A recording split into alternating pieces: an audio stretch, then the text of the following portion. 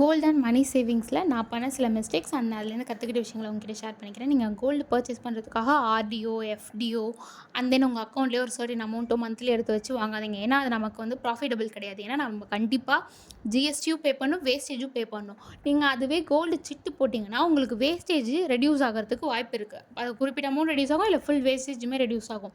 அந்த மாதிரி பார்த்துக்கோங்க. அடுத்து ஆர்டி வந்து இப்போ இயர்லி ஒன்ஸ் ட்வைஸ் இருக்குது. இந்த ஸ்கூல் ஃபீஸு, வெக்கேஷன் பிளானிங் பண்ணுறது, செமஸ்டர் ஃபீஸ்லாம் இருக்குன்னா இப்போ நீங்கள் லாஸ்ட் இயர் ஜூன்லேருந்து கட்ட ஆரம்பிச்சிங்கன்னா இந்த இயர் மேலே மெச்சூர் ஆகிருக்கும். நீங்கள் அதை எடுத்து ஸ்கூல் ஃபீஸ் கட்டிக்கலாம். அந்த மாதிரி யூஸ் பண்ணிக்கலாம். இஎம்ஐயில் வாங்குறது கூட நீங்கள் வெயிட் பண்ணி ஆர்டியில் கட்டி சேர்த்து வச்சு வாங்கலாம். அதுவுமே ஒரு நல்ல பழக்கம். அடுத்து எஃப்டியில் உங்களுக்கு போனஸ் வருது, இல்லை ஒரு சர்டன் அமௌண்ட் வருது, நீங்கள் அதை வந்து சேஃபாக வச்சுருக்கணும். இப்போதைக்கு அந்த செலவில் 1 இயர் கழிச்சு இருக்குன்னா நீங்கள் அது பண்ணிக்கலாம். எஃப்டி போட்டுக்கலாம், 1 இயர் எஃப்டி.